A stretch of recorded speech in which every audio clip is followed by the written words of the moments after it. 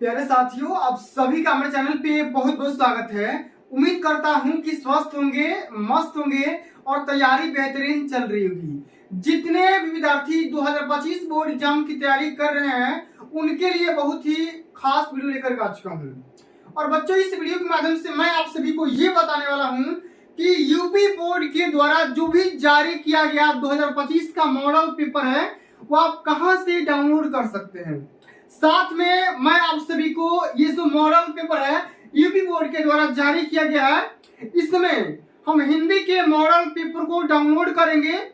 साथ में ये जो पूरा पेपर होगा आपका हिंदी वाला, पूरा कंप्लीट सॉल्यूशन के साथ हम इस वीडियो को कंप्लीट स्टार्ट करने वाले हैं।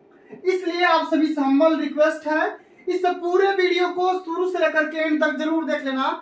वीडियो को लाइक कर देना, शेयर कर देना, चैनल पर नए होंगे तो सब्सक्राइब जरूर करना। सबसे पहले बच्चों करना क्या, आप सभी को अपने मोबाइल फोन के या लैपटॉप का जो भी आपका क्रोम ब्राउजर होता है उसको ओपन करना है और यहाँ पे सर्च करना है upmsp.education.in। इतना करोगे, ये उसका यूपीएमएसपी साइट का ये इसका फ्रंट पेज है। बिल्कुल ऐसा ही फ्रंट पेज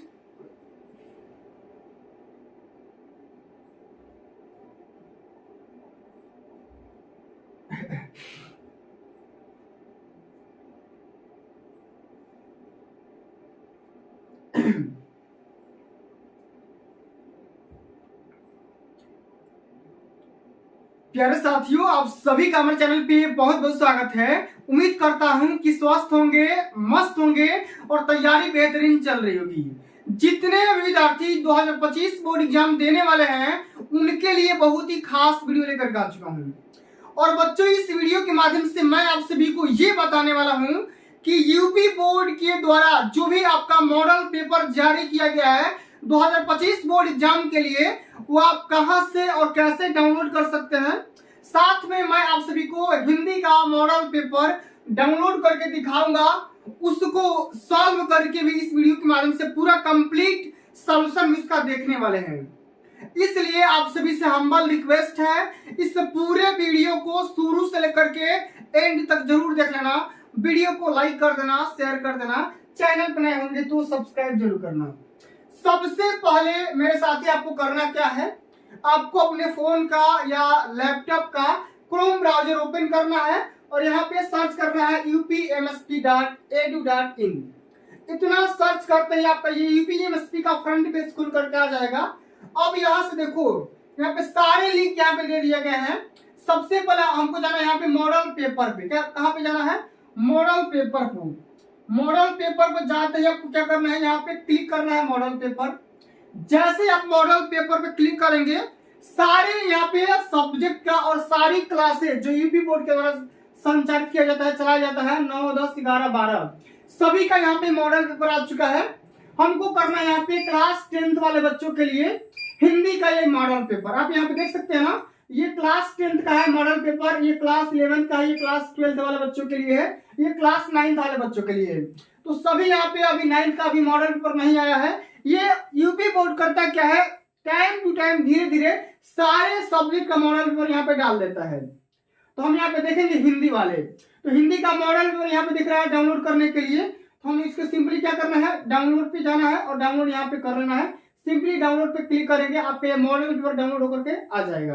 ठीक है, अब देखो ये मॉडल पेपर आपके सामने आ गया। अब हम थोड़ा सा क्या कर लेंगे, जूम आउट कर लेंगे, जूम कर लेंगे। हमारा ये मॉडल पेपर पूरा एकदम बिल्कुल खुल करके आ गया। तो आपको भी सिंपली ऐसा ही डाउनलोड कर लेना है। और यहाँ पे देख सकते हैं पूरा मॉडल पेपर देखो दिख रहा है ना, यहाँ पे मॉडल प्रश्न पत्र सत्र 2024-25 लिख करके आ रहा है। कक्षा 10 वाले बच्चों के लिए विषय हिंदी का बिल्कुल इसी प्रकार का मॉडल पेपर आता है। 70 नंबर का आता है टोटल आपका, और जो भी आपका टोटल टाइमिंग होता है 3 घंटे 15 मिनट। ठीक ना, आपको करना क्या है, 15 मिनट में पेपर को ध्यान से पढ़ना है। सारी वही बातें हैं, ठीक ना, बिल्कुल वही बातें हैं। और ये जो पेपर होगा 2 खंड में डिवाइड होगा, खंड अ और खंड ब में। खंड अ में 20 बहुविकल्पीय क्वेश्चन होंगे जिनको एमआर आंसर शीट पे सॉल्व करना होता है। सारे निर्देश वही है। आपको करना क्या है, काला या ब्लू ब्लैक पेन का इस्तेमाल करना है या बाल पॉइंट पेन का इस्तेमाल करना है गोला को फिलिंग करने के लिए। हर क्वेश्चन 1 नंबर का रहने वाला है, ठीक ना, ओएमआर वाला। और सारे यहाँ पे जो आपका ओएमआर होगा भाई बढ़िया से फिलअप करना है, इरेजर व्हाइटनर का इस्तेमाल बिल्कुल भी नहीं करना है। और जो भी आपका खंड ब है वो कितने नंबर का क्वेश्चन दिया गया है वो सामने बता दिया गया है। सारे क्वेश्चन को आराम आराम से समझने का पूरा प्रयास करेंगे। और अब की बार का टारगेट है कि हर बच्चा हर पेपर में 70 में 70 नंबर स्कोर करेगा। कैसे करेगा भाई, उसके लिए मेहनत तो करना पड़ेगा। अगर सूर्य की तरह चमकना चाहते हो तो सूर्य की तरह जलना पड़ेगा भाई, ठीक है। तो आपको मेहनत करना है, बस खाली यही काम करना है, ठीक है। आओ हम यहाँ पे स्टार्ट करेंगे खंड अ के सारे प्रश्न पूरा डिटेल में समझेंगे, साथ में खंड ब जो होगा उसको भी समझाएंगे। परेशान मत होना। डाउनलोड कैसे करना है, डाउनलोड मैंने बता दिया, जा करके डाउनलोड कर लेना। नहीं डाउनलोड कर पाओगे कमेंट कर देना, मैं आपके कमेंट बॉक्स में इसका लिंक दे दूंगा, पीडीएफ दे दूंगा, डाउनलोड कर लेना, ठीक है। चलो प्रश्न पहला हमारा बोल रहा है कि बाबू गुलाब राय किस युग के लेखक हैं। देखो बहुत सिंपल सा क्वेश्चन पूछा गया है, 4 ऑप्शन दिया गया है, भारतेंद्र युग, द्विवेदी युग, शुक्ल युग या शुक्लोत्तर युग। और बच्चों ये जो बाबू गुलाब राय हैं ये हो जाएंगे द्विवेदी युग। द्विवेदी युग के ये राइटर थे, ठीक ना। तो यहाँ पे सेकेंड ऑप्शन जो होगा बिल्कुल यहाँ पे करेक्ट आंसर हो जाएगा इसका, ठीक है। इसलिए इसका राइट आंसर क्या होगा, बी ऑप्शन होगा।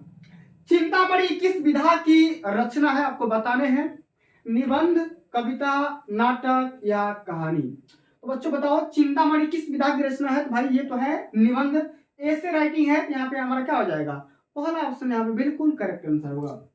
इसी प्रकार से अगर बात करेंगे गबन, गबन किसकी रचना है। तो भाई गबन की रचनाकार कौन है, मुंशी प्रेमचंद, जयशंकर प्रसाद, सूर्यकांत त्रिपाठी निराला या हरि कृष्ण प्रेमी।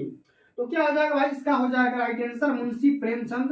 पहला ऑप्शन यहाँ पे बिल्कुल राइट आंसर हो जाएगा।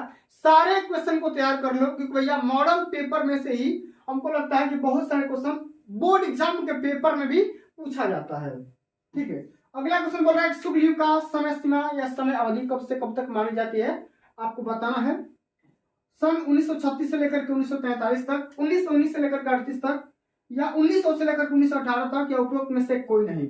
तो शुक्ल युग चला था भाई सन 1900 से लेकर के 1938 तक का जो भी टाइम पीरियड आपका माना जाता है वो माना जाता है शुक्ल युग। क्या माना जाता है, शुक्ल युग माना जाता है, ठीक है। अगला हमारा क्वेश्चन बोल रहा है कि नीड़ का निर्माण फिर से किस विधा की रचना है, ठीक है।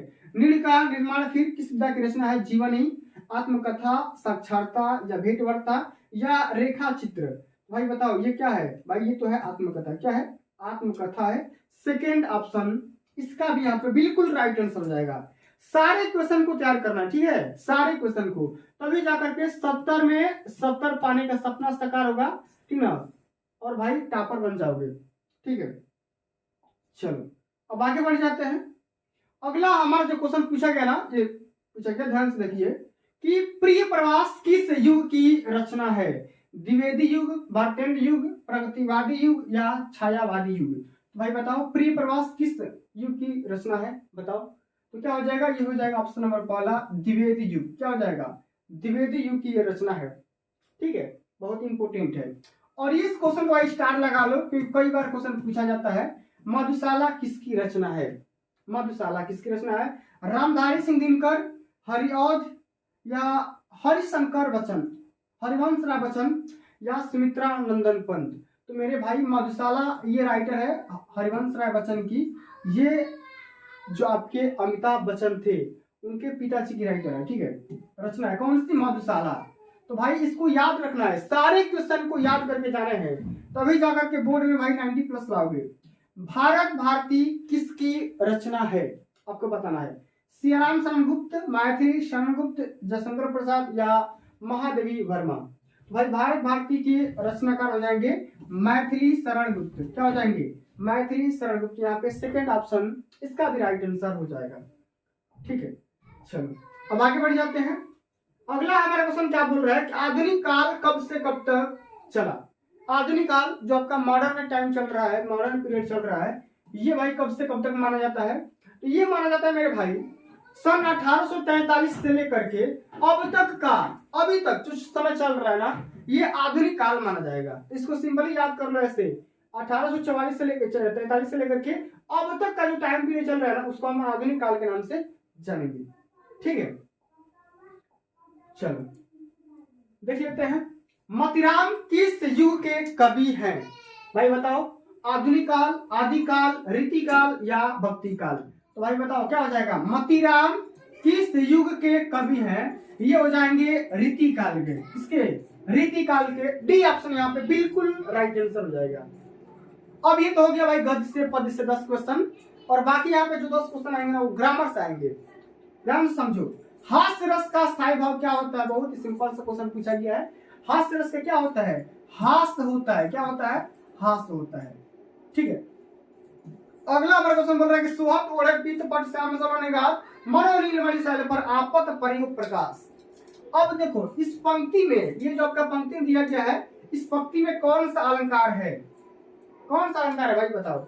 उपमा अलंकार, उत्प्रेक्षा अलंकार, श्लेष अलंकार या रूपक अलंकार? तो क्या हो जाएगा यहाँ पर? उत्प्रेक्षा अलंकार होगा। सेकेंड ऑप्शन इसका बिल्कुल यहाँ पे राइट आंसर हो जाएगा। ठीक है ना? चलो आगे देख लेते हैं। अगला हमारा क्वेश्चन बोल रहा है कि रोला छंद में कुल कितने चरण पाए जाते हैं? तो भाई देखो, रोला हो चाहे आपका सोरठा हो, रोला प्लस सोरठा, ठीक है ना, दोनों में 4 चरण पाए जाते हैं। ठीक है, और ये दोनों समांतरी छंद होते हैं। क्या हो जाएगा? 4 यहाँ पे इसका राइट आंसर हो जाएगा। सी ऑप्शन यहाँ पे बिल्कुल करेक्ट आंसर हो जाएगा। चलो आगे देख लेते हैं, आकर्षण में कौन से शब्द का, या ये पूछा गया है कि आकर्षण में किस उपसर्ग का इस्तेमाल किया गया है, प्रयोग किया गया है? बी का, मान का, आ का या अक का? तो क्या होगा? उपसर्ग क्या होता है? जो स्टार्टिंग टाइम में लगा होता है और प्रत्यय पीछे लगा होता है मूल शब्द के। तो देखो ये आपका उपसर्ग क्या हो जाएगा इसका? आकर्षण का। तो आ हो जाएगा, आ प्लस में कर्षण। ठीक है ना? तो यहाँ पे क्या हो गया? यही तो आपका उपसर्ग होता है। क्या होता है? उपसर्ग तो यही वाला होता है ना, आ हो जाएगा। आगे देखो पूछा गया है कि रचना के आधार पर वाक्य के कितने भेद होते हैं? वाक्य कितने प्रकार के होते हैं? तो भाई वाक्य में 3 प्रकार के होते हैं। ठीक है, एक सरल वाक्य, संयुक्त वाक्य, मिश्रित वाक्य। कौन कौन सा होता है? एक तो होता है मेरे भाई सरल वाक्य, ठीक है, दूसरा होता है संयुक्त वाक्य, एक होता है मिश्रित वाक्य। 3 प्रकार के वाक्य होते हैं। ठीक है ना? चलो अब देखो आगे बोला गया है पीताम्बर में कौन सा समास है? पीताम्बर में पिता है अंबर, अंबर के पिता। तो भाई कर्मधारय समास, द्वंद्व समास, बहुब्रीहि समास या तत्पुरुष समास? तो क्या हो जाएगा इसमें? इसमें तो भाई सिंपली सी बात है, बहुब्रीहि समास होगा। इसमें कोई ज्यादा झाम नहीं है। आंसू का तत्सम रूप क्या होगा? आंसू का तत्सम रूप, आंसू में कोई गलती लिखा गया है, इसका शुद्ध रूप बताना है। इसका शुद्ध रूप क्या होगा? अश्रु होगा कि अंशु होगा, आंख होगा कि रोना होगा? क्या होगा भाई बताओ? तो आंसू का हो जाएगा अश्रु। क्या हो जाएगा? अश्रु हो जाएगा। ठीक है, यहाँ पे देखो पहला ऑप्शन यहाँ पे बिल्कुल करेक्ट आंसर हो जाएगा। क्या होगा? पहला ऑप्शन यहाँ पे बिल्कुल राइट आंसर हो जाएगा। ठीक है ना? चलो भाई अब आगे देख लेते हैं। अगला जो हमारा क्वेश्चन पूछा गया है, देखो ये वाला क्वेश्चन कि कर्तृवाच्य में किसकी प्रधानता होती है? तो भाई कर्तृवाच्य में कर्ता की प्रधानता होती है। पहला ही ऑप्शन इसका राइट आंसर हो जाएगा। और भाई ये क्वेश्चन याद करने वाला है, ये ताबिया शब्द में वचन और विभक्ति। तो भाई ये तो भाई आपको याद करने पड़ेंगे, मैंने भी याद कर लिया है। चतुर्थी विभक्ति और बहुवचन। ठीक है, इसको भाई आप याद करोगे ना, पूरा वचन और पूरा व्यक्ति एक का याद कर लोगे तो किसी का भी पूछेगा तो आप बता दोगे। ठीक है, इसमें कोई ज्यादा दिक्कत वाली बात नहीं है। आगे बात करेंगे निम्नलिखित में से कौन सा सर्वनाम है? तो भाई संज्ञा के स्थान पर प्रयोग होने वाले शब्दों को क्या बोलते हैं? सर्वनाम बोलते हैं। तो क्या हो जाएगा? मनुष्य, बचपन, इनमें से कोई नहीं या वह? तो क्या हो जाएगा? वह इसमें क्या है? तो सर्वनाम है आपका। ठीक है, क्या हो जाएगा यहाँ पे? सर्वनाम क्या हो जाएगा? वह। जैसे राम आम खाता है, राम आम खाता है, वह बाजार नहीं जाता है। तो राम के स्थान पर मैंने क्या बोल दिया? वह बोल दिया। तो वह, यह, ये, वे, दे सब क्या हो जाएंगे? ये सभी सर्वनाम हो जाएंगे। ठीक है ना? तो भाई बहुत सिंपल सा क्वेश्चन पूछा गया है। इसी प्रकार से आप सभी को सारे क्वेश्चन तैयार करने हैं। अब आगे देख लेते हैं वर्णनात्मक प्रश्न खंड व। अब देखो भाई ये जो सेक्शन आता है ये 50 नंबर का पूछा जाता है। कितने नंबर का? 50 नंबर का टोटली। और यहीं से नंबर गेन होंगे। कैसे गेन होंगे? जरा ध्यान से समझिएगा। यहाँ पे देखो बहुत सारे बच्चों को सबसे पहले तो पेपर का पैटर्न पता नहीं होता है और जाने अनजाने में गलतियां कर बैठते हैं। आपको करना क्या है, देखो गद्यांश पूछा जाएगा हिंदी में, तो गद्यांश दो पूछा जाएगा, एक तो ये पूछा गया और दूसरा अथवा करके ये पूछा गया। दोनों में से आपको किसी एक को सॉल्व करना है, दोनों को नहीं करना है। तो एक तो यह हो गया गद्यांश वाला टॉपिक, ठीक है। तो गद्यांश आप या तो आप ऊपर वाला करो नहीं तो नीचे वाला करो। इसी प्रकार से आपके हिंदी वाले सिलेबस से पद्यांश पूछा जाएगा। पहले देख लो, समझ में, देखो ये देखो पद्यांश है ना, सेकंड नंबर क्वेश्चन। तो ये पूछते हैं शरण कमल बंदो हरियाई वाला, और एक नीचे पूछ रहा है ये वाला कि सूर्य सुंदर बहन सुधारण साने वाला। तो या तो ऊपर वाला करिए नहीं तो नीचे वाला करिए, बिल्कुल। इसी प्रकार से हिंदी में आपका संस्कृत में भी गद्यांश पूछता है, तो दो गद्यांश संस्कृत में पूछेगा। देखो ये ऊपर वाला पूछ दिया और एक नीचे वाला पूछ दिया। इसी प्रकार से संस्कृत में भी पद्यांश पूछता है, पद्यांश पूछते, देखो ये पूछ दिया और यहाँ पे ये पूछ दिया। तो भाई सबसे पहले पेपर का पैटर्न आप समझो, ठीक है। तो तीनों में से करना क्या आप सभी को, एक एक गद्यांश का और एक एक पद्यांश को सॉल्व करना है, ठीक है। चलो ध्यान समझो पूरा बात। तो पहला हमारा क्वेश्चन क्या बोला गया कि यह कोई बात नहीं है कि कई स्वभाव और रुचि के लोगों में ही मित्रता हो सकती है। ये कोई बिल्कुल ऐसा बात नहीं है कि जैसा मैं सोच रहा हूँ, मान लो कि मेरा मन है पायलट बनने का, तो जरूरी नहीं कि मेरे सारे दोस्त पायलट बनने के ही ख्वाहिश रखते होंगे, ऐसा कोई बात नहीं है। कोई भाई डॉक्टर भी बन सकता है, कोई इंजीनियर भी बन सकता है, कोई खेल भी खेल सकता है। तो ऐसा बात बिल्कुल भी गलत है, ठीक है, कि एक ही स्वभाव और लोगों में मित्रता हो सकती है। समाज में विभिन्नता देख करके लोग एक दूसरे की ओर आकर्षित हो जाते हैं। मतलब मैं कोई और काम कर रहा हूँ, जैसे मैं पढ़ा रहा हूँ, मेरा पढ़ाने का शौक है, मेरे बहुत सारे दोस्त हैं जो कि कई कई अलग अलग पोस्ट पे काम कर रहे हैं, तो भाई उनकी इंटरेस्ट अलग है, उनकी बात अलग है। तो भाई विभिन्नता देख करके भी लोग एक दूसरे के क्या हो जाते हैं, आकर्षित हो जाते हैं, इंप्रेस हो जाते हैं, ठीक है। और जो गुण हमें नहीं है, हम चाहते हैं कि वो गुण हमारे में कोई दूसरे में है तो दूसरे समझ ले। बोल रहा है कि जो गुण हमारे में नहीं है, हम चाहते हैं कि ऐसा कोई मित्र मिल जाए जिसमें वे गुण हो। जो गुण हमारे में नहीं है, हम चाहते हैं कि हमारे मित्र में से वो गुण हमें प्राप्त हो जाए। चिंताशील मनुष्य प्रफुल्लित चित्त का साथ ढूंढता है, निर्मल बालिका, धीर उत्साही का, उच्च आकांक्षा वाला व्यक्ति जो चंद्रगुप्त था, युक्ति और उपाय के लिए चढ़ के कम उतारता था, ठीक है। और नीति विशारद अकबर मन बहलाने के लिए बीरबल की ओर देखता था। भाई देखो ये जो भाई अकबर और बीरबल में बहुत सारा डिफरेंस था। अकबर राजा था जो कि बीरबल उसका अनुयायी था, ठीक है, वहां का उस साम्राज्य का। तो कहीं ना कहीं इस दोनों में मित्रता इसलिए थी कि भाई जब अकबर का मन उबाई होता था तो भाई जो बीरबल था उसको कहानियां सुनाता था, कविताएं सुनाता था, संगीत सुना करके उसका मन इम्प्रेस करता था, इसलिए इस दोनों में मित्रता थी। इसी प्रकार से चंद्रगुप्त में और यहाँ पे चाणक्य में, भाई चाणक्य बहुत यहाँ पे तेजस्वी इंसान था, तो इस प्रकार दोनों में मित्रता थी। यहाँ पे एग्जाम्पल दिया गया, ठीक है। अब देखो सबसे हमारा पहला क्वेश्चन क्या है, हर एक क्वेश्चन 2-2 नंबर का है, हर एक क्वेश्चन 6 नंबर का ये पद्यांश गद्यांश पूछा जाता है 6 नंबर का, ठीक है। तो सबसे हमारा पहला ही क्वेश्चन है गद्यांश का संदर्भ लिखना है। क्या करना भाई, गद्यांश का संदर्भ लिखना है। तो भाई मेरे संदर्भ में 2 बातें लिखी जाती है, एक तो भाई लिख दो पाठ का नाम और एक लिख दो आप लेखक का नाम। पाठ का नाम और लेखक का नाम लिखो, ठीक है ना। तो पाठ का नाम क्या हो जाएगा भाई, पाठ का नाम हो जाएगा मित्रता, और लेखक का नाम क्या हो जाएगा, आचार्य रामचंद्र शुक्ल। तो भाई इसको यहाँ पे लिख लो, मित्रता पाठ से लिया गया है और इसके राइटर हो जाएंगे आचार्य रामचंद्र शुक्ल, ठीक है ना। इस प्रकार से आप सभी को लिखना है। नहीं तो आप एक और मैं तरीका बताता रहता हूँ कि प्रस्तुत गद्यांश हमारी पाठ्य पुस्तक हिंदी के मित्रता नामक पाठ से लिया गया है, जिसके लेखक आचार्य रामचंद्र शुक्ल जी हैं। इसको भी आप इस आइडिया के साथ भी आप लिख सकते हो, कोई दिक्कत की बात नहीं। अब देखो अगला हमारा क्वेश्चन बोल रहा है कि गद्यांश के रेखांकित अंश की व्याख्या करना है। तो देखो आपको करना है यहाँ से लेकर के आपको आकर्षित हो जाते हैं। तो यहाँ से लेकर के, यह कोई बात नहीं है, यहाँ से लेकर के दूसरे मित्र की ओर आकर्षित हो जाते हैं, यहाँ से लेकर यहाँ तक आपको अर्थ लिखना है। तो बिल्कुल जो मैंने आपको बताया सिंपल भाषा में, वही बात आपको यहाँ पे सिंपल चिपका देना है, लिख देना है। अब अगला हमारा क्वेश्चन बोल रहा है कि लेखक के अनुसार समाज में विभिन्नता देखकर लोग एक दूसरे की ओर आकर्षित क्यों हो जाते हैं? भाई इसका रीजन ये है कि हम चाहते हैं कि जो गुण हमारे में नहीं है वो गुण हमारे मित्र में मिल जाए। ठीक है, बिल्कुल सिंपल सा बात है।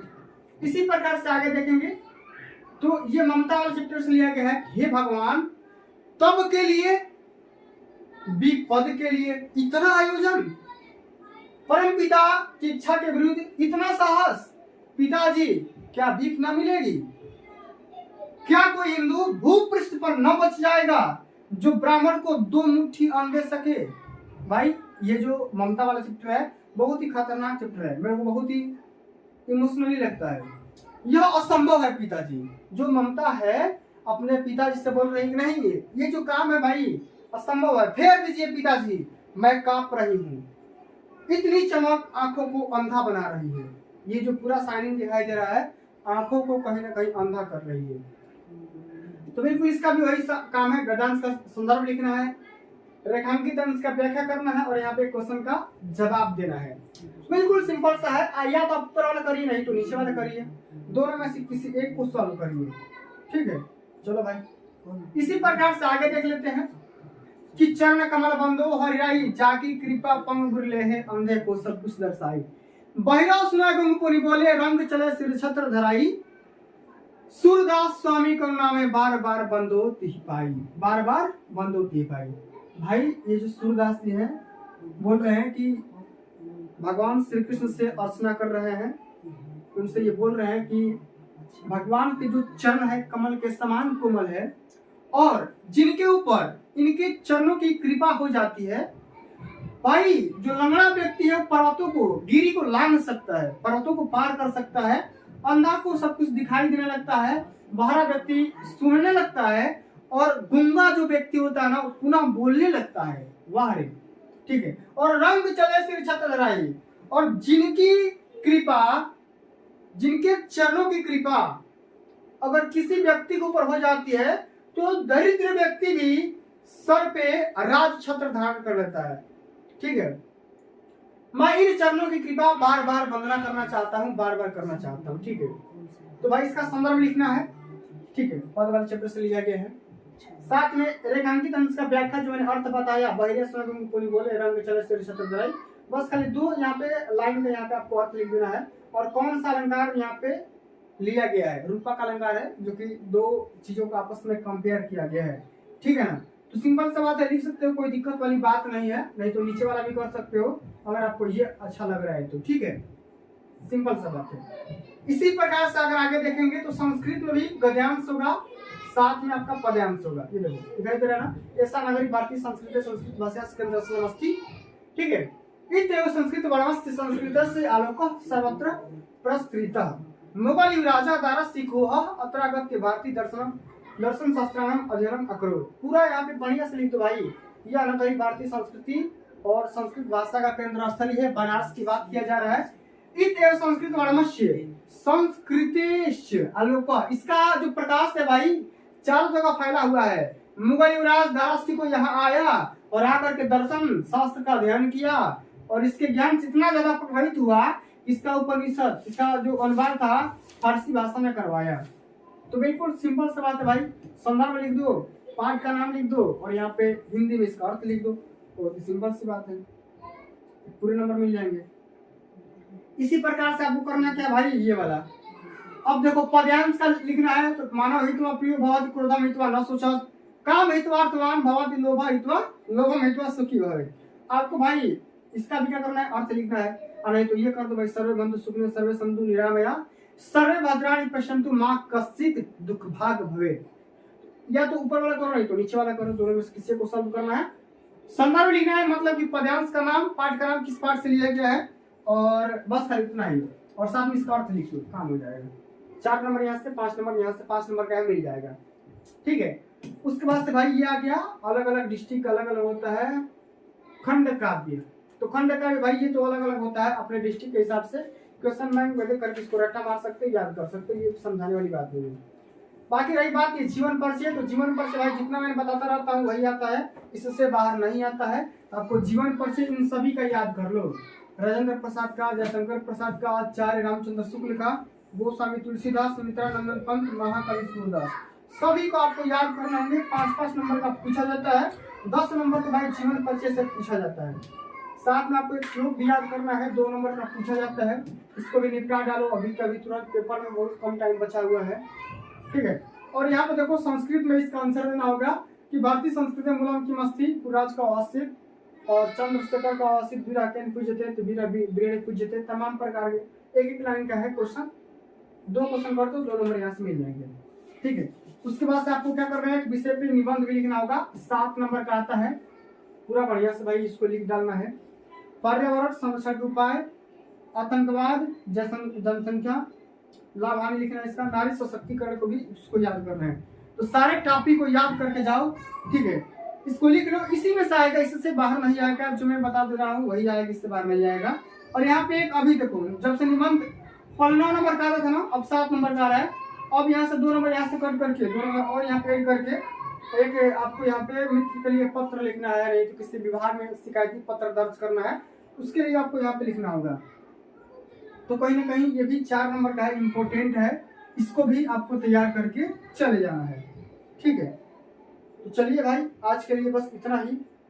अगर ये वीडियो आप सभी को अच्छी लगी होगी, हेल्पफुल लगी होगी, तो भाई वीडियो को क्या करना है, वीडियो को ज़्यादा से ज़्यादा लाइक करना है, ठीक है, वीडियो को ज़्यादा से ज़्यादा लाइक कर दो, शेयर भी कर दो, और अभी तक चैनल को सब्सक्राइब नहीं किए हो तो सब्सक्राइब भी कर दो। जल्द मिलते हैं अगली वीडियो में, तब तक के लिए जय हिंद, जय भारत, वंदे मातरम।